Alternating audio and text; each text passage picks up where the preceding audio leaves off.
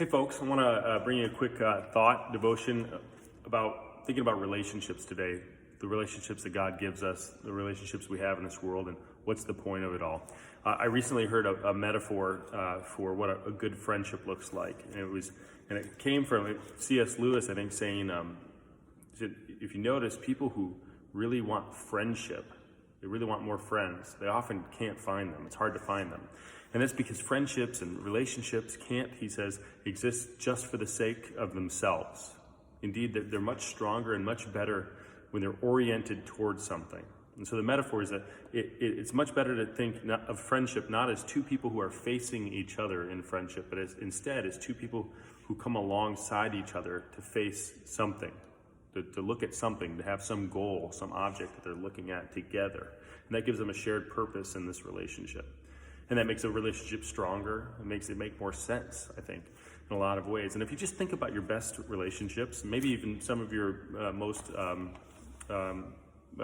your least close relationships, if they're good, they often have a thing that they're oriented toward together. Maybe it's just your friend that you play hockey with, or it's a friend that you went to school with, and those are things you had in common that gave rise to a relationship. Where Lewis goes with this, and kind of the point of this, is that God uses these things, these relationships that he gives us, to help us, to support us, to love us, to give us gifts that we need, to give us somebody alongside of us as we look forward at this goal that we have in common, this thing which for many of us is that we're trying to follow Jesus, right?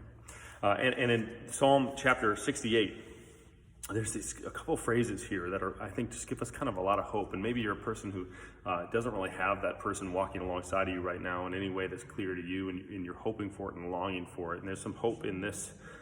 In Psalm 68, verse 4 says that God is a father to the fatherless and a defender of widows.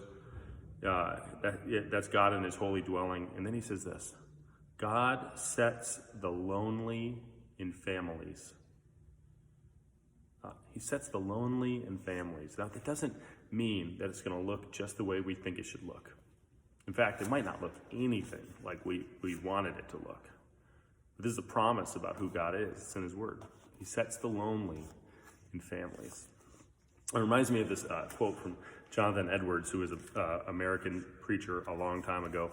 But he said something like, earthly fathers and mothers, earthly wives and husbands, earthly children and earthly friends, they are but a shadow. And he says God is the substance that they're a shadow of. That doesn't always look that way when these relationships aren't perfect. Maybe we don't see God in the face of our spouse or our parents or our children or our friends all the time. His point is that God is giving us these gifts of relationships, and he does great and wonderful things in them.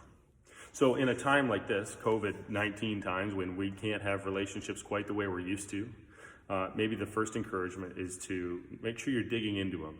Make sure that you're keeping those relationships strong. If you can call someone to keep it close, do that. Don't lose them. If you can find a way to safely be with them, probably time to start trying to do that if you can do it safely, because these relationships matter. They're a shadow of the substance that is God, and he works on us through them. Remember also that just as much as those things are great gifts to you, those relationships, you are probably so much more important to someone than you could realize. And if you've got a person that you can come alongside of, that you guys can stare together at that common shared goal that is following Jesus together, do it. It's good. And God will use you as you are a shadow of his substance to that person. God's peace be with you, church. I hope you have a great week. And if you're here at St. John's with us, we'll see you soon. God's peace.